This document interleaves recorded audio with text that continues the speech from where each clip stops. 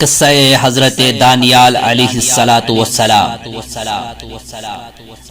ابن ابی دنیا رحمت اللہ علیہ نے عبداللہ بن ابی حذیل کی روایت سے بیان کیا ہے کہ بخت نصر نے 2 شیر پکڑ کر ایک کنویں میں ڈال دیے، پھر دانیال علیہ السلام کو لا کر اسی کنویں میں ڈال دیا۔ شیروں نے آپ کو کچھ نہ کہا۔ کچھ مدت بعد آپ کو بھوک پیاس محسوس ہوئی تو اللہ تعالیٰ نے شام میں حضرت ارمیہ علیہ السلام پر وحی نازل فرمائی کہ دانیال علیہ السلام کے لیے کھانے پینے کا سامان تیار کرے۔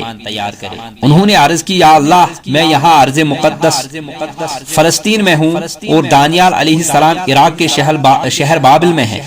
اللہ تعالیٰ نے وحی کی کہ آپ ہمارے حکم کے مطابق کھانے پینے کا سامان تیار کریں، ہم آپ کو وہاں پہنچانے کا بندوبست کرتے ہیں۔ انہوں نے تیاری کی تو اللہ نے کسی کو بھیج دیا جو انہیں اور ان کے تیار کیے ہوئے سامان کو بابل لے گیا، حتیٰ کہ آپ کنویں کے کنارے پر جا کھڑے ہوئے۔ دانیال علیہ السلام نے فرمایا، آپ کون ہیں؟ انہوں نے کہا، میں ارمیہ ہوں۔ فرمایا، آپ کس لیے تشریف لائے؟ انہوں نے فرمایا، مجھے آپ کے رب نے آپ کے پاس بھیجا ہے۔ انہوں نے فرمایا، میرے رب نے میرا نام لیا ہے؟ فرمایا، ہاں۔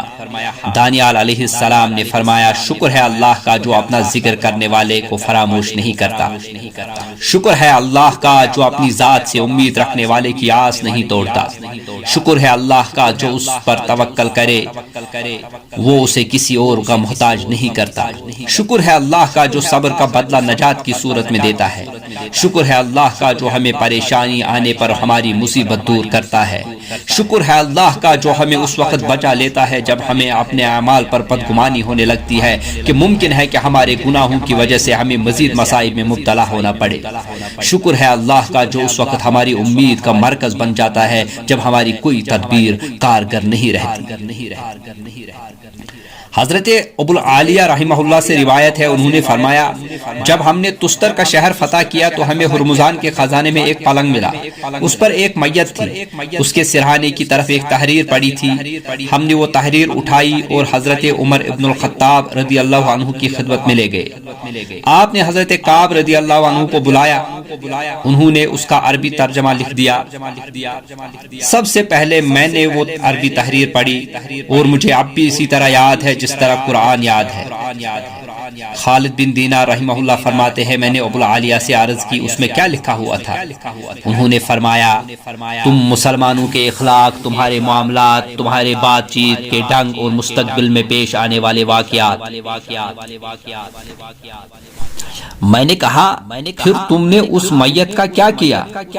فرمایا، ہم نے دن کے وقت مختلف مقامات پر 13 قبریں کھودی، رات کو کسی ایک قبر میں دفن کر کے سب کو برابر کر دیا تاکہ ان لوگوں کو معلوم نہ ہو اور وہ قبر کھود کر ان کی میت نہ نکالے۔ میں نے کہا، وہ اس میت سے کیا امید رکھتے تھے؟ فرمایا، جب بارش نہیں ہوتی تھی تو وہ آپ کی چارپائی کھلے میدان میں رکھ دیتے تھے، تب بارش ہو جاتی تھی۔ میں نے کہا، آپ کے خیال میں یہ صاحب کون تھے؟ فرمایا، ان صاحب کا نام دانیال تھا۔ میں نے کہا، انہیں فوت ہوئے کتنا عرصہ ہو گیا تھا؟ فرمایا، 300 سال۔ میں نے کہا، ان کے جسم میں کوئی تبدیلی نہیں آئی؟ فرمایا، نہیں، بس گدی کے چند بال جھڑ گئے تھے۔ نبیوں کے جسم مٹی میں بوسیدہ نہیں ہوتے، نہ انہیں درندے کھاتے ہیں۔ اس روایت کی سند ابو العالیہ تک صحیح ہے، لیکن اگر وہ صاحب واقعی 300 سال پہلے فوت ہوئے تھے تو وہ نبی نہیں ہو سکتے تھے، کوئی اور نیک آدمی ہوں گے، کیونکہ بخاری شریف کی حدیث میں صراحت ہے کہ حضرت عیسیٰ علیہ السلام اور ہمارے نبی صلی اللہ علیہ وسلم کے درمیان کوئی نبی مبعوث نہیں ہوا۔ ان دونوں انبیاء کرام کی درمیانی مدت 600 سال ہے۔ اگر وہ میت واقعی دانیال علیہ السلام کی تھی تو ان کی وفات 300 سال پہلے نہیں بلکہ 800 سال پہلے ہوئی ہوگی، ورنہ وہ کوئی ولی ہوگا۔ ویسے اس کا دانیال علیہ السلام کی میت ہونا ہی قرین قیاس معلوم ہوتا ہے، کیونکہ دانیال علیہ السلام کو اہل فارس نے بادشاہ کے طور پر اہل فارس کے بادشاہ نے گرفتار کر لیا تھا اور انہوں نے اس کے پاس ہی قید کے ایام گزارے۔ حضرت عبد الرحمن ابن الزناد رحمہ اللہ اپنے والد سے روایت کرتے ہیں کہ انہوں نے ابو موسیٰ اشعری رضی اللہ عنہ کے بیٹے ابو بردہ رحمہ اللہ کے ہاتھ میں ایک انگوٹھی دیکھی جس پر 2 شیروں کی تصویر بنی ہوئی تھی۔ ان کے درمیان ایک آدمی تھا اور شیر اسے چاٹ رہے تھے۔ ابو بردہ رحمہ اللہ نے فرمایا یہ اس شخص کی انگوٹھی ہے جس کے بارے میں اس شہر کے لوگ کہتے ہیں کہ وہ دانیال علیہ السلام ہے۔ جس دن انہیں دفن کیا گیا یہ انگوٹھی حضرت ابو موسیٰ اشعری رضی اللہ عنہ نے لے لی تھی۔ پھر شہر کے علماء سے اس پر کندہ تصویر کے بارے میں دریافت کیا۔ انہوں نے کہا حضرت دانیال علیہ السلام جس بادشاہ کے ملک میں تھے اسے نجومیوں نے بتایا تھا کہ ایک لڑکا پیدا ہونے والا ہے جس کی وجہ سے تیری حکومت ختم ہو جائے گی۔ بادشاہ نے قسم کھائی کہ آج رات پیدا ہونے والے ہر لڑکے کو قتل کر دیا جائے۔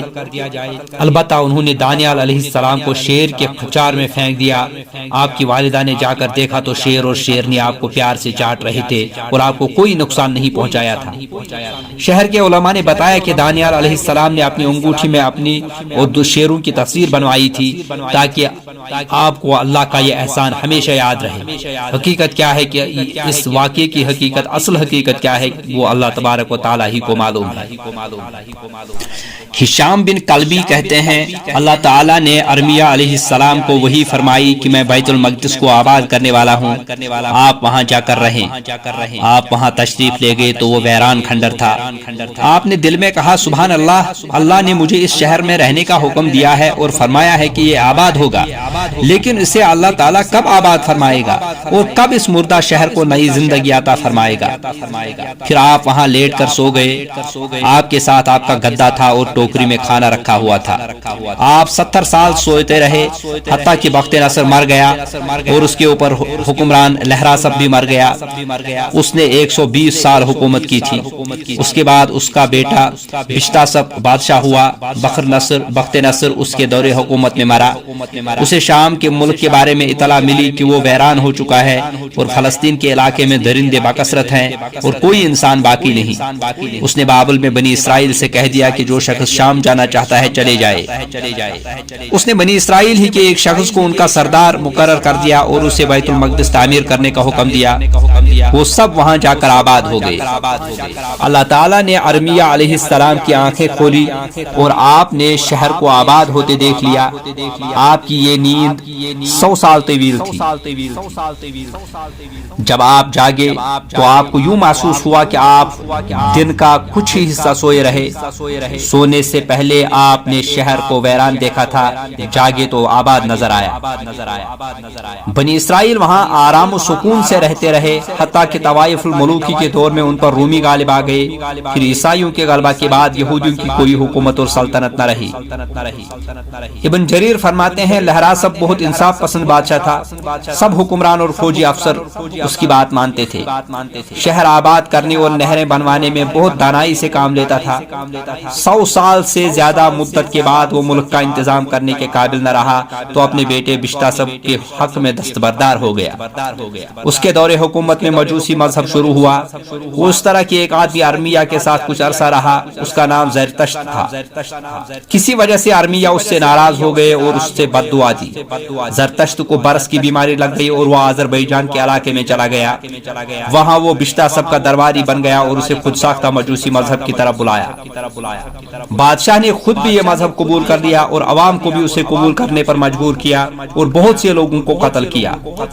بشتاسب کے بعد اس کا بیٹا بہمن بادشاہ ہوا۔ وہ ایران کا مشہور بادشاہ اور بہادر آدمی تھا۔